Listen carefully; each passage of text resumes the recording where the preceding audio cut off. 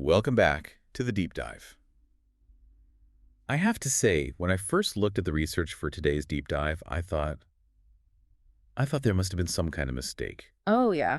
How's that? We're usually digging into geopolitics or AI or complex economic systems, and today I'm just staring at all these diagrams of the pancreas. Ah. And I'm thinking, okay, pancreas, digestion, enzymes, maybe don't need too much sugar. Ah. How deep can this really go? I mean, are we really going to fill a whole deep dive with this? That is the classic trap. It's the mistake everyone makes. We all think of the pancreas as this, I don't know, this passive organ that just kind of squirts out some digestive juice when we eat a meal. Right, the juice maker. But when you actually dig into the source material, and for this we're really leaning on Ganem's review of medical physiology, you realize that description is, well, it's almost insulting. Insulting to the pancreas. Completely, because the pancreas isn't just a digestive gland.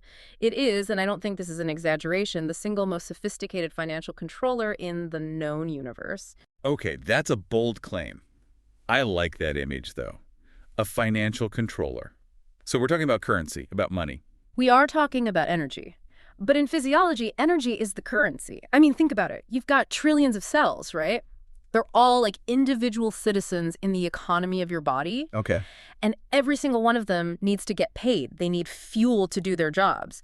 Now, just imagine for a second if every cell, every muscle cell, every skin cell just grabbed glucose from the bloodstream whenever it felt like it. It would be chaos. Absolute chaos. Total economic collapse. You'd have hyperconsumption in some tissues like the muscles, and you'd have outright starvation in others. You'd have this massive inflation of blood sugar right after a meal, followed by a depression-level crash. The entire system would fail in minutes. So you need a CFO.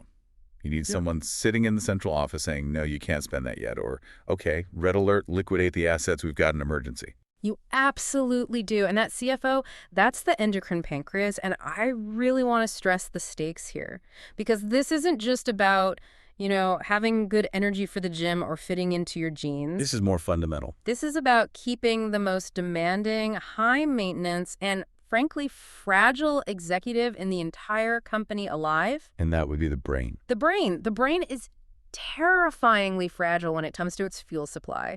It's got no savings account. It cannot store glucose, not in any meaningful way. It lives paycheck to paycheck. Minute to minute, and it can't wait. If your blood sugar drops below a certain critical threshold, let's say below 50 milligrams per deciliter, the brain doesn't just get tired, it starts to actively misfire. What does that look like? You get confused, you can have hallucinations, you can have seizures, and if it's not corrected, eventually the lights just go out. Permanently. So the whole tension of this deep dive, really, is how this one small organ manages to keep that fuel supply perfectly stable in this really narrow range for the brain, while the rest of us are constantly throwing the system into chaos by, eating a huge bowl of pasta or going for a run. That is the central tension. That's the whole game. And to really unpack it, we have to synthesize two of the absolute heavyweights of physiology. Okay. We've got the incredible cellular precision of Ganong, specifically the chapter on the endocrine functions of the pancreas. And we're going to blend that with the systems-level logic of Guyton and Hall's textbook of medical physiology. The dream team. Yeah. So where do we start with this? Do we start with the sugar itself, with the glucose? No, I think we have to start on the factory floor. We have to look at the anatomy of the controller itself because, and this is fascinating, the part of the pancreas that actually does this whole CFO job, it's almost invisible. What do you mean by invisible? Well, if you were to take a pancreas and put it on a scale, something like 80% of its mass is what we call the exocrine tissue. That's the boring part you mentioned. The digestive enzymes. That's the juice maker. That's the part that makes enzymes to break down food in your gut. But scattered throughout that big sea of digestive tissue are these tiny, microscopic little islands, and they only make up about 2% of the organ's total mass. Wait, 2%? That's the CFO? That's the entire financial system? That's the entire executive board. They're called the islets of Langerhans. The islets of Langerhans. It almost sounds like a tropical vacation spot. It does sound lovely, doesn't it? And in a typical human pancreas, you've got about 1 to 2 million of these little islands just sort of floating in that exocrine sea. Okay. And this is where Ganong gives us this incredible breakdown of the, let's call it, the cast of characters living on these islands. And the layout, the geography of the island is everything. It is not random. Okay, so who's on the island? Who are the main players? So occupying the center, like the absolute prime real estate in the middle of the island, you have the beta cells. You'll see them called B cells. They're the majority, about 60 to 75% of the islet population. And what's their job? What are they doing in the city center? They are the factories for insulin. And just as importantly, they are the detectors of abundance. When the sun is shining and food is plentiful, the beta cells are the ones shouting it from the rooftops. Okay, so abundance, insulin, that's in the middle. Who's out on the periphery? Who's living on the beach? Push all the way out to the rim of the island, you have the alpha cells, or A cells. They make up about 20% of the population. And they produce the counterforce. They make glucagon. The scarcity hormone. The times are tough. Signal. Precisely. So you've got this beautiful architecture, abundance, the beta cells in the middle, and scarcity, the alpha cells on the outer edge. Now, here's a detail from the research that I just love. It's called the perfusion dynamic, and it explains so much. Perfusion. So that has to do with blood flow, right? Exactly. The blood supply to the islet doesn't just, wash over the whole island randomly. It's very specific. It enters the center first and then flows outward to the periphery. Ah, okay.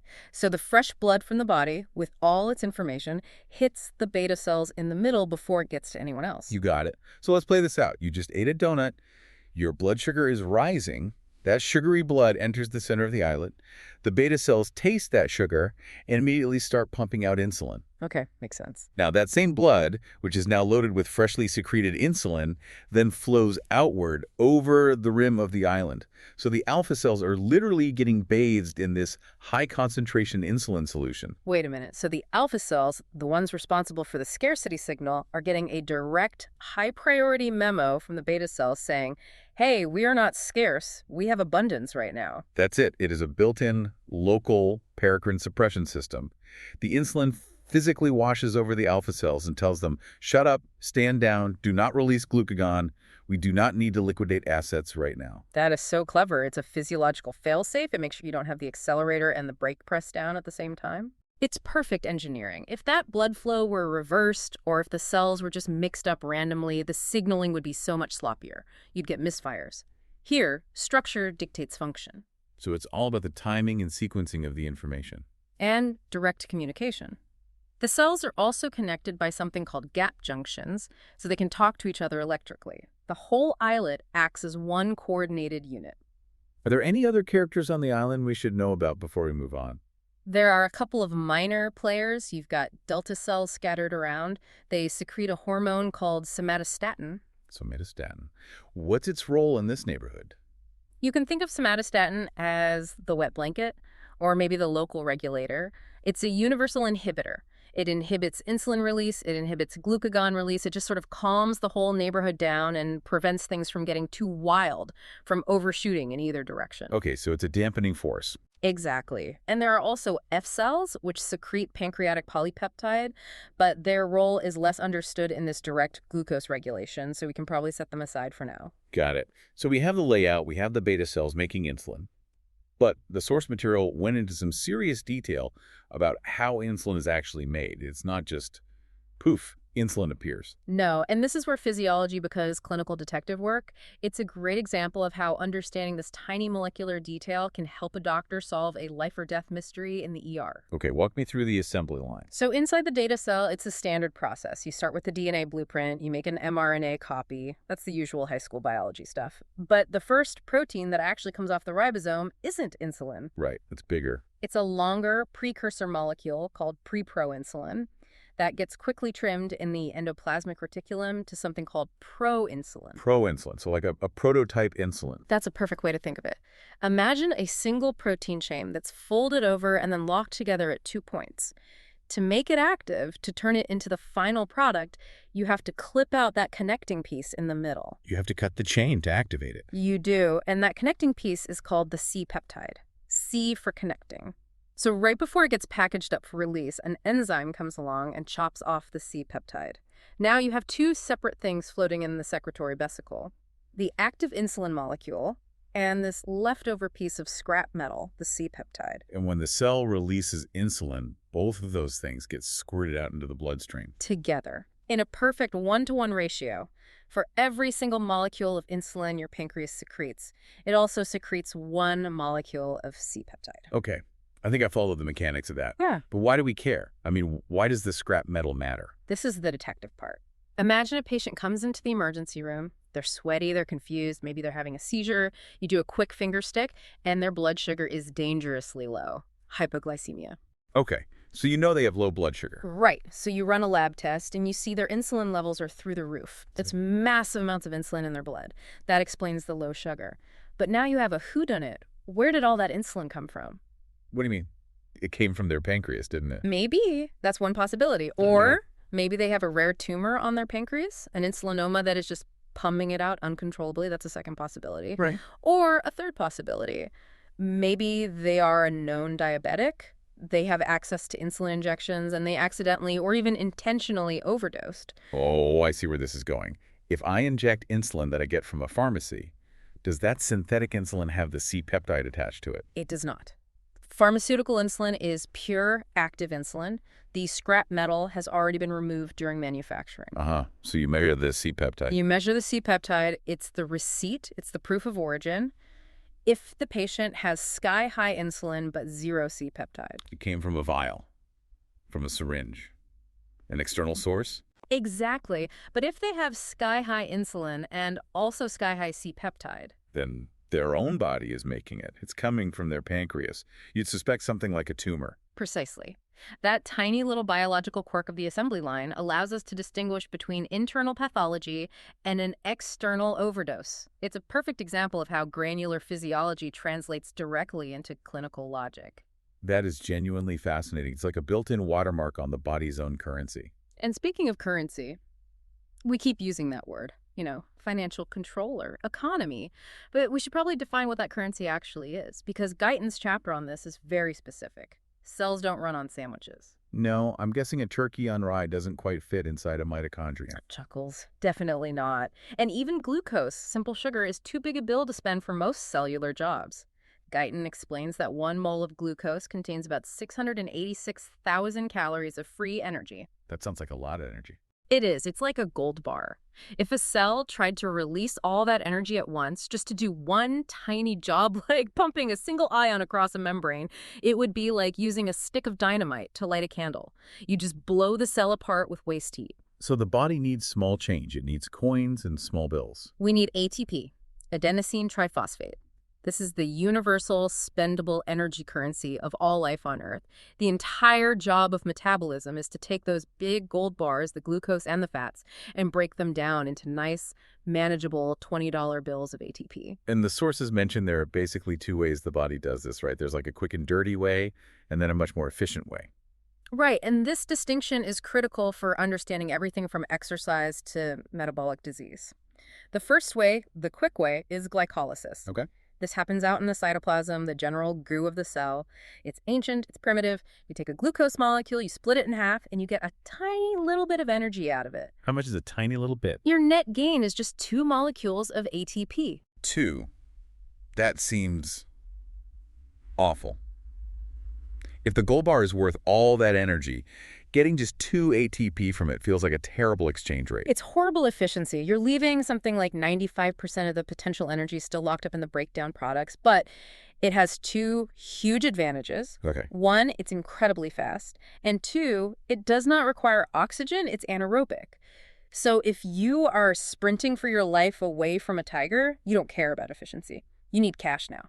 That's glycolysis. It's the body's payday loan. High interest, but it gets you the money immediately. So what's the investment banking approach? That would be the power plant, the mitochondria. If you have oxygen available, you take the leftovers from glycolysis, a molecule called pyruvate, and you feed it into the mitochondria. And this is where the real magic happens. Okay. Guyton gives a beautiful description of this. It's called the chemiosmotic mechanism. And honestly, it is one of the most elegant pieces of physics in all of biology. So break it down for us. What is actually happening inside that power plant? Okay, so imagine a hydroelectric dam, a huge one. The mitochondrion has 2 membranes, an inner one and an outer one. It takes the energy from that pyruvate, runs it through the citric acid cycle, and uses that energy to do one thing. It pumps protons, which are just hydrogen ions, into the space between the 2 membranes. So it's building up pressure behind the dam. Massive pressure. It's creating a huge electrochemical gradient. It's like packing a room so full of people they're bursting to get out. That gradient is a powerful form of stored energy. The protons desperately want to flow back in to equalize, but they can't. The inner membrane is impermeable to them. Okay, so they're trapped. They're trapped, except for one spot. There's a tiny, complex molecular machine embedded in that inner membrane, a turbine. It's called ATP synthase. A turbine. A literal physical turbine. The only way for the protons to get back inside is to rush through this channel, and as they flow through, they cause part of this protein machine to physically spin. You're telling me it actually rotates? Yeah. Like a motor? It literally spins at thousands of RPM. It is a true molecular motor. And that spinning motion provides the mechanical energy to smash a third phosphate group onto an ADP molecule, creating ATP. That is absolutely mind-blowing. We have trillions of tiny spinning turbines inside our cells right now. Trillions and trillions of them. And the yield from this process, instead of the measly 2 ATP you got from glycolysis, oxidative phosphorylation gives you up to 38 ATP per molecule of glucose. 2 versus 38, that's a huge difference. It's the difference between being a single-celled bacteria and a complex, thinking human being. But, and this is the crucial catch that brings us back to our main story, this amazing power plant only works if the fuel can get inside the building. And for most cells, the doors are locked. The doors are locked. And this brings us right back to our manager, back to insulin. Okay, so insulin's main job, as most people understand it, is to unlock that door. I think the common image is of insulin grabbing a sugar molecule and sort of dragging it into the cell. It's a great image, it makes sense. But it's completely wrong. Insulin never enters the cell, and it never, ever touches the glucose. So how does it work then, if it's not a key and it's not a delivery truck? It rings the doorbell. The doorbell. On the outside of the cell membrane, there's a receptor. For the purists, it's a tyrosine kinase receptor. Insulin is the finger that pushes the button. It floats by in the bloodstream, binds to that receptor for a second, and click. The bell rings. And the cell on the inside hears it. The whole cell wakes up. The moment the bell rings, a complex cascade of signals starts inside. It's like a Rube Goldberg machine. The receptor phosphorylates itself. It activates other proteins called insulin receptor substrates, or IRS proteins. It starts to remold the cell's entire machinery. But the most important and immediate thing that happens involves the transporters, the GLUTs. GLUTs, right. I saw a whole list of these in Genong. GLUT1, GLUT2, GLUT3, GLUT4. Why are there so many different types? Because different tissues have different rules for accessing fuel. And this is the absolute key to that allocation theme we started with. Let's just focus on the two most important ones for our story, GLUT4 and GLUT2. Okay, let's start with GLUT4. Where do we find that one? You find GLUT4 primarily in muscle and fat tissue. So the body's two biggest storage depots for energy. Now, in a resting muscle cell, when there's no insulin around, where is the GLUT4 transporter? It's not on the surface. Where is it? It's hiding. It's sequestered in little storage bubbles, little vesicles, deep inside the cell's cytoplasm. So if you're just sitting on the couch, your muscle cell is basically impermeable to glucose. Glucose can be floating right past it in the blood, and it cannot get in. The drawbridge is up. So the muscle is effectively starving, even if there's plenty of food right outside the door. Functionally, yes, until insulin rings that doorbell. The moment that signal from the insulin receptor hits, it tells those vesicles to rush to the surface, fuse with the cell membrane, and boom! Suddenly the cell surface is studded with these GLUT4 transporters. The drawbridge is down. The loading docks are open. Glucose floods in. So insulin doesn't open the door itself. It just signals the workers inside to come and open the doors from the inside. That's a perfect analogy. Yeah. Now, contrast that with the brain. The brain uses different transporters, mainly GLUT1 and GLUT3. And are they hiding in vesicles too? Never. They are always on the surface, always open for business. Ah, because the brain is the VIP. It doesn't need an invitation. The brain does not need to ring a doorbell. It has a permanent standing reservation. It takes whatever glucose it needs, whenever it needs it, regardless of insulin levels. And this design explains why, in a person with untreated type 1 diabetes who has zero insulin, their muscles are starving. Yeah. But their brain keeps working, at least until the blood sugar gets pathologically high or low for other reasons. That's a brilliant design. It's a hierarchy. It prioritizes the most critical systems above all else. It is. It's Yeah. beautiful. But there's one fascinating hack. One exception to the rule for muscles. Oh, what's that? Exercise. How does exercise change the equation? When you contract a muscle, really work it, like lifting a weight or going for a run, the mechanical stress of the contraction and the change in the internal chemistry of the cell, That process itself causes those GLUT4 vesicles to move to the surface, completely bypassing the need for insulin. So you can open the door from the inside without the manager's permission. You can. The muscle contraction itself is the signal. This is why exercise is the single most powerful non-pharmacological tool for someone with type 2 diabetes. You are literally manually opening the fuel gates that the disease has caused to be stuck shut. That's incredibly empowering. It's not just burning calories. You're actively changing the cellular mechanics of your own body. 100%. Now, we need to talk about what insulin does once the sugar is actually inside the cell, because it's not just about opening the door. Insulin has a very specific strategic plan. It has three main goals: storage, synthesis, and growth. Let's start with the liver. Guyton calls it the glucose buffer, which sounds important. The liver is the first start for almost all the blood coming from your gut after a meal. It sees the glucose first. When insulin levels rise, insulin tells the liver to trap that incoming glucose. It does this by activating an enzyme called glucokinase. Glucokinase, what does it do? You can think of glucokinase as a one-way turnstile. It immediately puts a phosphate tag on any glucose molecule that enters the liver cell. And once that tag is on, the glucose can't leave. It's locked in. It locks the door behind it. Exactly. Then insulin does two more things. It inactivates the enzyme that breaks down glycogen, and it activates the enzyme that builds glycogen, which is called glycogen synthase. And glycogen is the stored form of glucose, like animal starch. That's the liver's savings account. That's the savings account. The liver can store about 100 grams of glycogen, which is about 5 to 6% of its total mass. That's your short-term reserve. It's enough to get you through the night or a few hours of fasting. But here's the critical question. What happens when that savings account is full? When you've eaten more carbohydrate than can fit into that 100-gram storage space. Correct. The liver doesn't just stop, it switches gears. Insulin signals the liver to start converting that excess glucose into fatty acids, a process called lipogenesis.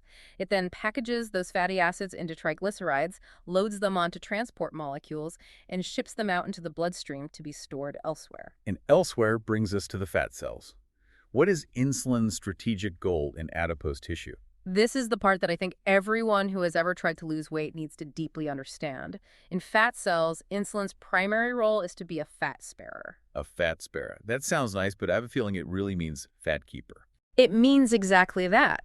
When insulin levels are high, it is physiologically impossible to burn significant amounts of body fat. Insulin strictly forbids it. It does this by powerfully inhibiting an enzyme called hormone-sensitive lipase. And what does hormone-sensitive lipase do? Hormone-sensitive lipase is the demolition crew for your fat stores. Its job is to break down stored triglycerides into fatty acids that can be released into the blood and used for energy. Insulin comes along and padlocks the door to the break room. It tells that crew they are not allowed to work. So as long as insulin is in the system, the fat stays locked in the fat cell. It has to. The body's logic is flawless. Why on earth would I burn my long-term savings fat when I have a truckload of fresh cash, glucose, arriving at the loading dock? Insulin forces the entire body to burn the incoming glucose first and to store everything else. You cannot effectively mobilize and burn body fat while insulin is elevated. That is a hard and fast rule of physiology. It is, and it works on the other side of the equation too. Insulin also promotes the uptake of fatty acids from the blood into the fat cell and helps convert them into stored triglycerides. So it blocks the exit and it greases the entrance. Okay, so that's the good times hormone. We're full, we're storing, we're building.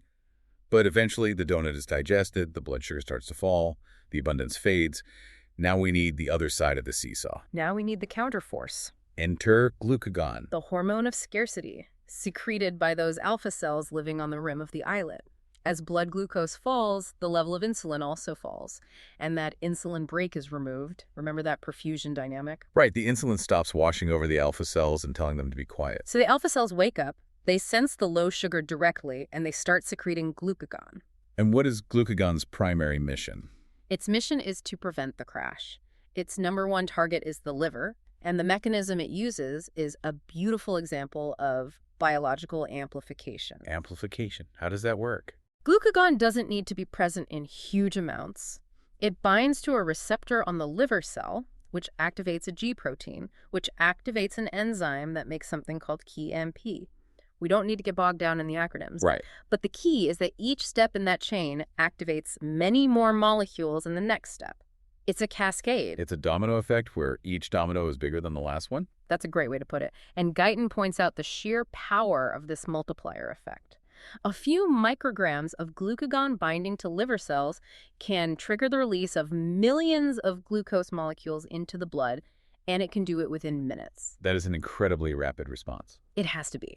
Remember the brain. If blood sugar is dropping, the brain is at risk. So glucagon screams at the liver to do two things.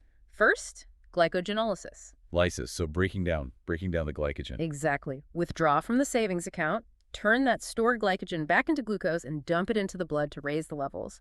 But what happens if that savings account runs dry? Like if I haven't eaten in, say, 24 hours, the liver glycogen is probably gone by then. It is. Then glucagon initiates its second, more powerful program, gluconeogenesis. Egenesis, so new creation, making new glucose. Yes, from scratch. The liver turns into a factory. It starts pulling in raw materials, mainly amino acids, which it gets by signaling for the breakdown of your muscles and glycerol from your fat stores, and it chemically constructs brand new glucose molecules. The glucagon is really pulling out all the stops. It's checking the couch cushions for loose change with glycogenolysis, and then it starts selling the furniture with gluconeogenesis. That's a perfect analogy, and this whole process highlights the concept of the liver as a glucose buffer, which Guyton emphasizes heavily. When you eat a big meal, the liver soaks up about 2/3 of the glucose spike, preventing it from getting too high. And when you fast? It slowly releases it, preventing it from getting too low. Without this buffer function, your blood sugar would swing wildly. The liver dampens the waves to about 1/3 of what they would otherwise be. Okay, so we have this beautiful seesaw. Insulin on one side, glucagon on the other. But it's not just a static balance, is it? It's more like a switch. Guyton's chapter on this talks about the switching mechanism between different fuels. This is the system-level thinking. This is where it gets really cool. The body has to make a fundamental decision at all times. Are we running on carbohydrates right now, or are we running on lipids? And the master switch that determines that is insulin. Insulin is the master switch. It's binary. When insulin is high, the entire body runs on glucose. Fat is locked away and cannot be used, period. When insulin drops to a low level, that inhibition on hormone-sensitive lipase is lifted. The fat breakdown enzyme we talked about earlier. Right. It wakes up, it starts chopping up triglycerides in the fat cells, free fatty acids flood into the bloodstream, and almost immediately, most of the tissues in your body, your muscles, your heart, your organs, they switch over to burning that fat for energy. Why do they switch so readily? Why don't they just keep trying to burn the little bit of glucose that's left? Because of something called the glucose sparing effect. This is like altruism at the cellular level. When fatty acids are abundant, they actually inhibit the enzymes for glucose breakdown inside the muscle cell.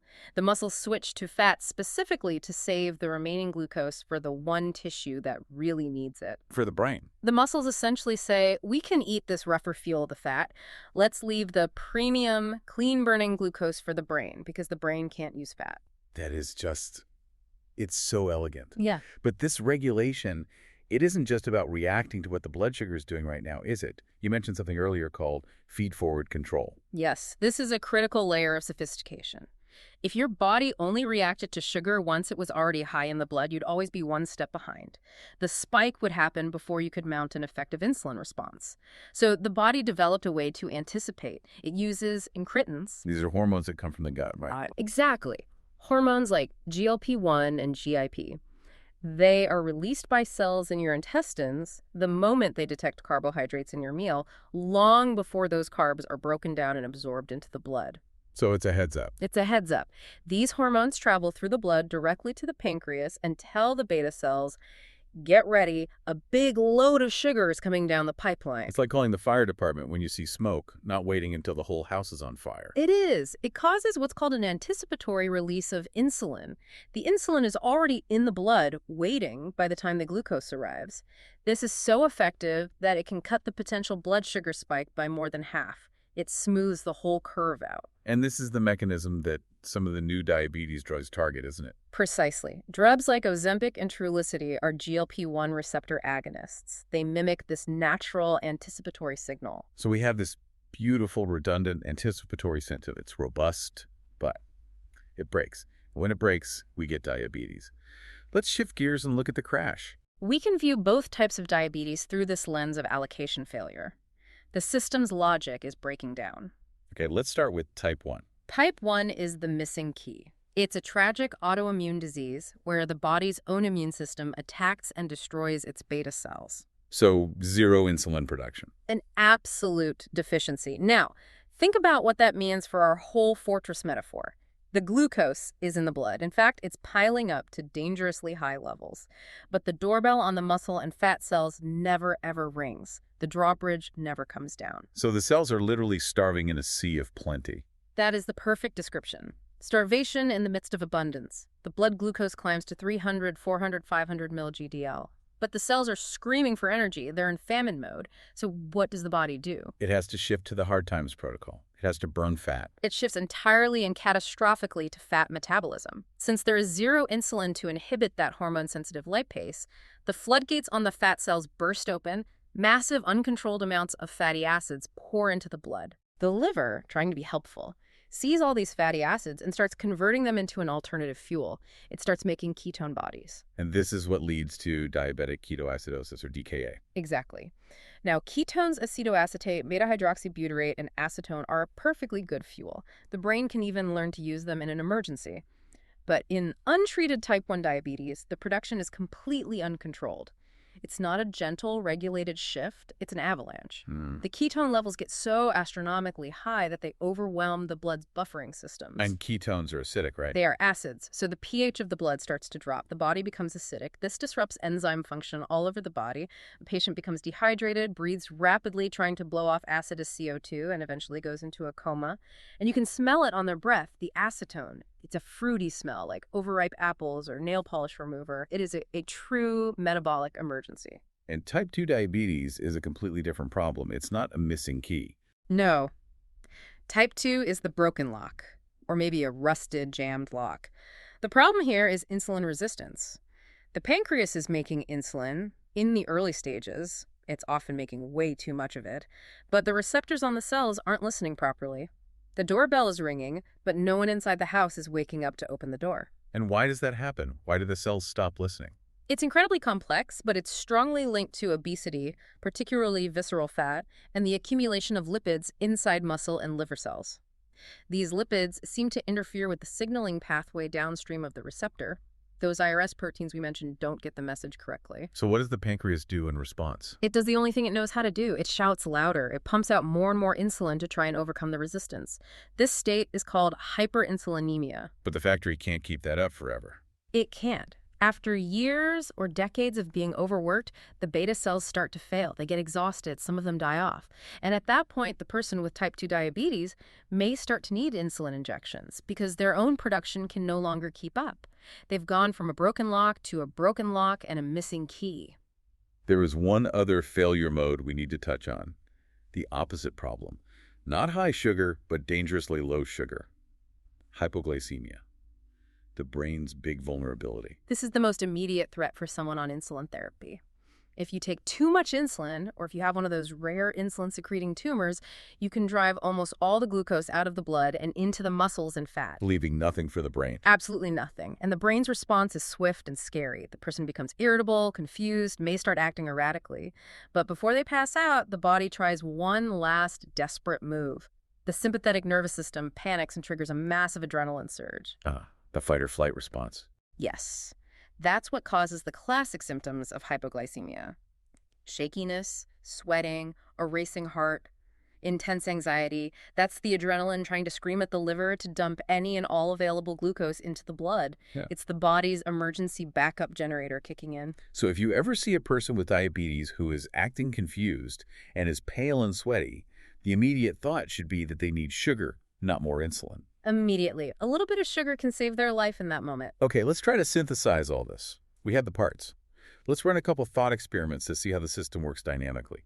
Scenario 1, the marathon. I'm running for 4 hours straight. I am burning glucose like crazy. Why don't I go hypoglycemic and pass out? It's a great question, and the answer is beautiful regulation. The second you start running, your sympathetic nervous system fires up. Adrenaline is released. And adrenaline, you just said, tells the liver to release sugar. But what does it do to insulin? It slams the brakes on insulin secretion from the pancreas. You do not want to be in storage mode while you're running a marathon. You need to be in mobilization mode. So insulin levels drop very low. Glucagon levels, in turn, rise. The liver starts steadily dumping glucose into the blood to fuel the muscles. But wait a second, that seems like a paradox. If my insulin levels drop, how does the glucose get into my working muscles? You said the muscle doors, the GLUT4s, need insulin to open. Ah, but you remember the exception, the exercise exception. The physical contraction of your leg muscles is moving the GLUT4 transporters to the surface, completely independent of insulin. Oh, that is brilliant. So the working muscles can take up the glucose they need, but the non-working tissues like my fat cells can't take it up because my insulin is low. Exactly. The fuel is preferentially shunted to the tissues that are actually doing the work. It's perfect on-demand allocation. It's magnificent. Okay, that's incredible. Scenario 2, starvation. I'm stranded on a deserted island, no food for 3 or 4 days. What's my metabolic state? Your insulin level has dropped to near zero. Your glucagon has peaked. Within the first 12 to 24 hours, all of your liver glycogen is gone. The savings account is completely empty. So my body has to start breaking down muscle to make new glucose for my brain. Initially, yes. Gluconeogenesis kicks into high gear. You start stripping amino acids from your muscles to feed the liver's glucose factory. But the body knows this is an unsustainable strategy. You can't burn your own engine to fuel the car for very long. You'd die of weakness in a couple of weeks. So there has to be another adaptation, a switch. There is. As the days go on, and as your fat stores are breaking down and producing ketones, the brain does something amazing. Normally, it's a glucose-only snob. But after a few days of starvation, it starts to upregulate the enzymes needed to burn ketones for energy. It changes its diet to survive. It adapts to the hard times fuel. This is a crucial muscle-sparing adaptation. By switching to ketone metabolism, the brain dramatically reduces its need for glucose, which means you can stop breaking down so much protein from your muscles. You shift to running almost entirely on your stored body fat. This is what allows humans to survive for weeks, even months, without food. It really is an incredible system. And the prime directive through all of this is keeping the brain stable. Stability for the brain. That is the non-negotiable rule of metabolic regulation. So we've gone through the anatomy, the currency, the manager, the counterforce, and what happens when it all crashes. When you step back and look at the whole system, what's the big final takeaway? How should we think about all this? I think the most profound realization for me is that metabolism isn't a static balance sheet. It is not just calories in versus calories out. It is a dynamic, intelligent, moment-to-moment allocation system. It's a decision-making engine. It is. Insulin is the good times hormone. Its message is build, store, grow, prepare for a future winter. Glucagon is the hard times hormone. Its message is mobilize, conserve, survive, protect the brain at all costs. The fundamental problem we face in the modern world is that we are perpetually stuck in the good times. We're constantly ringing that insulin doorbell all day, every day. We are bathed in caloric abundance. Our entire physiology, our genetic blueprint, was forged over millions of years of scarcity. We are incredibly, exquisitely efficient at storing energy because for 99.9% of our history, being good at storing energy was the difference between surviving the winter and not. But now for many of us, the winter never comes. It never comes, and that brilliant, life-saving, efficient storage system becomes a liability. Metabolic syndrome, obesity, type 2 diabetes, these are, at their core, diseases of a system designed for scarcity operating in an environment of perpetual abundance. That's a very provocative thought to end on. Your pancreas is a genius CFO, but it's trying to run a Great Depression-era economic policy in the middle of a roaring, endless boom, and the system is just overheating. Couldn't have said it better myself. Listeners, next time you sit down for a meal, try to visualize that flow. The incretins giving the heads up, the beta cells releasing their cargo, the ringing of the doorbell, the opening of the gates, the liver buffering that wave of energy. It's not just digestion, it's high-stakes economics happening inside you. And just remember, this is all a framework. It's a way to see the structure so that when you go back to the textbooks, to Genong and Guyton, the details have a place to land. Thanks for diving deep with us today. We'll see you on the next one. Take care.